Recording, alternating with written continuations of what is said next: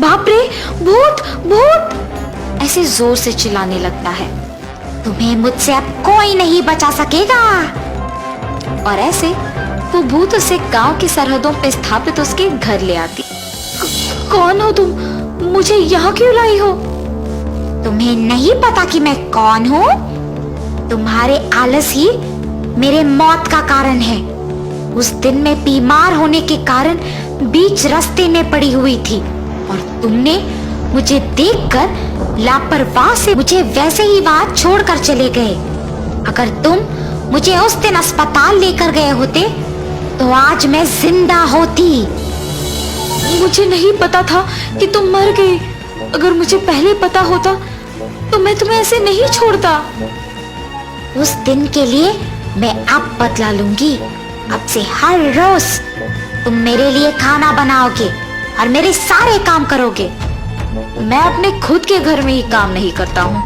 मेरे ही काम मेरी बीवी करती है और तुम कह रही हो कि मैं तुम्हारे सारे काम करूँ?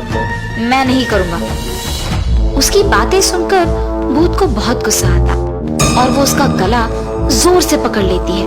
अगर तुमने मेरे काम सारे ढंग से नहीं किया और मेरे लिए खाना नहीं बनाया तो तुम मेरे खाना बन जाओगे। मुझे छोड़ दो, कृपया मुझे कुछ मत करो। मैं तुम्हारा कहाँ मानूंगा। और ऐसे कहने पर वो उसे छोड़ देती है। वीरेंद्रा डर के मारे उस भूत के सारे काम करता है। वीरेंद्रा के माँ बाप और पत्नी सब्जी बेचकर जब घर लौटते हैं तो वीरेंद्रा को वहां ना देख परेशान हो जाते हैं। वीरेंद्रा, वीरेंद्रा, हर रोज तो इस समय में यही सोते रहता है। आज न जाने कहाँ गया। आप रुकिए ना ससुर जी, मैं बाहर जाके देख कर आती हूँ। सुचित्रा बाहर जाकर उसके सामने आए हर एक इंसान को उसके पति के बारे में पूछती है, लेकिन किसी को वीरेंद्रा ना दिखने के कारण उसे कुछ नहीं पता चलता है और वो उसके घर निराश होकर वापस चले जाती है। ऐसे ही बहुत दिन गुजर जाते हैं। एक दिन सुचित्रा को एक आदमी मिलता है। सुनिए, क्या आपने मेरे पति को कहीं देखा है? हाँ, कुछ दिन पहले एक औरत उसे गांव की सरहदों के पास मौजूद उस खाली घर के अंदर ले जा रही थी। उसके बाद तो मैंने उसे कहीं नहीं देखा। ये सुनने के तुरंत बाद वो उस घर के पास जाती है। वीरेंद्रा दुखी से खाना पकाते रहता है। अगर मैं भी मेरे परिवार के साथ काम कर रहा होता तो बहुत खुश होता। अगर मुझे आलस नहीं होता तो आज मुझे ये दिन नहीं देखना पड़ता। मेरे ही लापरवाही और आलस के कारण ये सब हुआ है। अगर मैं ऐसा नहीं होता तो उस दिन उस औरत को बचाता और ऐसे एक भूत के लिए सारे काम नहीं करता।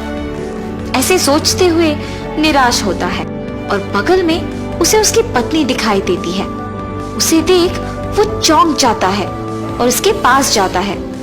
सुचित्रा, तुम यहाँ क्यों आई हो? पहले यहाँ से चले जाओ तुम। अरे, आप किसी को बताए बिना यहाँ क्यों आए हैं? ऐसे वो दोनों बात करते हैं और वहां वो भूत आती है। मेरे कारण तो मर गई हो, इसमें मेरी बीवी की कोई गलती नहीं है। उसे कृपया कुछ मत करो। ये कह के उसकी बीवी को वो जो कुछ भी हुआ बताता है और उसे वहां से जाने के लिए कहता है। मेरे पति को माफ करो। अगर उनकी गलती है तो वो मेरी भी गलती है, इसीलिए उन्हें छोड़ दो और मुझे मार दो। ऐसे वो उस भूत से विनती करती है। तुम दोनों को ऐसे दुखी होने की कोई जरूरत नहीं है। तुम्हारे पति को मारने से मेरे प्राण तो वापस नहीं आएंगे, इसीलिए मैं किसी को कुछ नहीं करूंगी। ये कह के उन दोनों को दुखी देख वीरेंद्रा को माफ करके वहां से वो भूत गायब हो जाती है और तब पति पत्नी दोनों खुशी से उनके घर वापस लौटते हैं।